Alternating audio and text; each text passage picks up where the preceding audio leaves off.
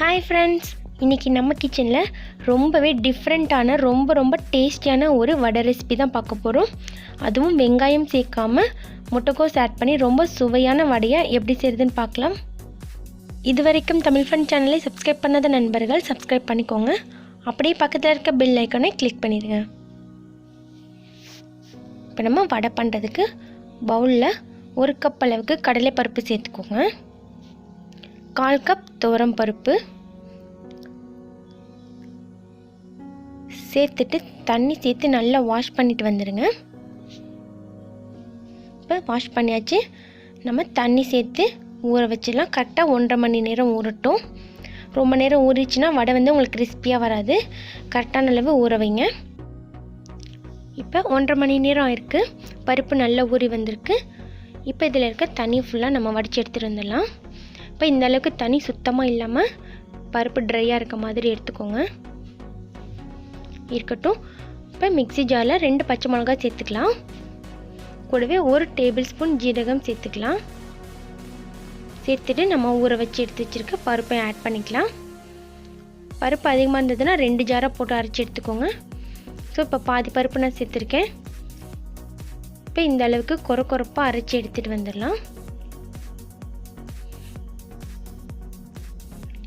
இப்போ இதை நம்ம பவுலுக்கு மாற்றி வச்சுக்கலாம். மாற்றிட்டு நம்ம மீதி இருக்க பருப்பையும் இதே மாதிரி கொரப்பாக அரைச்சி எடுத்துகிட்டு வந்துடலாம். இப்போ பருப்பு எல்லாத்தையும் அரைச்சி எடுத்தாச்சுங்க. இப்போ இது கூட இந்த பருப்பு கலவைக்கு தேவையான அளவுக்கு உப்பு சேர்த்துக்கோங்க. 1/4 டீஸ்பூன் பெருங்காயத்தூள், 3 கொத்து கருவேப்பிலை பொடியாக கட் பண்ணிட்டு சேர்த்துக்கோங்க. கூடவே 1 கப் அளவுக்கு ரொம்ப பொடியாக துருவின முட்டைக்கோஸ். ரொம்ப டேஸ்டியாக இருக்கும் இந்த வடை. சாப்பிட்டிங்கன்னா திரும்ப செய்யணும் போல் உங்களுக்கு ஆசையாக இருக்கும். அந்தளவுக்கு ரொம்ப ஹெல்த்தியானது. ரொம்ப டேஸ்டியாக இருக்கும். ஒரு தடவை ட்ரை பண்ணி பாருங்கள். இப்போ சேர்த்துட்டு எல்லாத்தையும் நல்லா மிக்ஸ் பண்ணி விட்டுருங்க. பருப்பு அரைக்கும் போது தண்ணி இல்லாமல் இந்த மாதிரி ட்ரையாக இருக்க மாதிரி பார்த்து அரைச்சிங்கன்னா வடை உங்களுக்கு நல்லா மொறுமொறுப்பாக கிடைக்கும். இப்போ உங்களுக்கு தேவையான சைஸ் மாவு எடுத்து இந்த மாதிரி பால்ஸ் பண்ணிக்கோங்க. இப்போ இதை லைட்டாக ப்ரெஸ் பண்ணி விட்டோன்னா நம்மளுக்கு சூப்பரான வடை ரெடி ஆயிரும். இப்போ ஆயிலை நல்லா ஹீட் பண்ணிவிட்டு நம்ம தட்டி வச்சுருக்க வடை மாவை ஆயிலில் சேர்த்துக்கலாம்.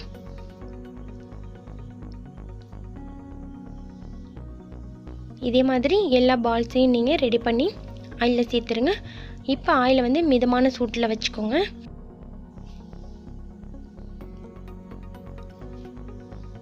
இப்போ ஒரு சைடு செவந்ததுக்கு அப்புறமா நம்ம திருப்பி போட்டுக்கலாங்க.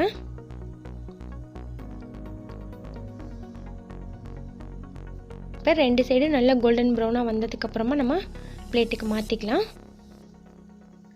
ஸோ இந்த மாதிரி திருப்பி போட்டு ஒரே மாதிரி கோல்டன் ப்ரௌன் ஆகிற வரைக்கும் வெயிட் பண்ணுங்கள். இந்த மாதிரி செவந்து வந்ததுக்கப்புறமா பிளேட்டுக்கு மாற்றிக்கலாம்.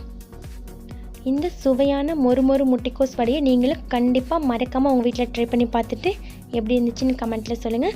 இந்த வீடியோ உங்களுக்கு பிடிச்சிருந்துச்சின்னா மறக்காமல் லைக் பண்ணி உங்கள் ஃப்ரெண்ட்ஸுக்கும் ஷேர் பண்ணுங்கள். தேங்க்யூ.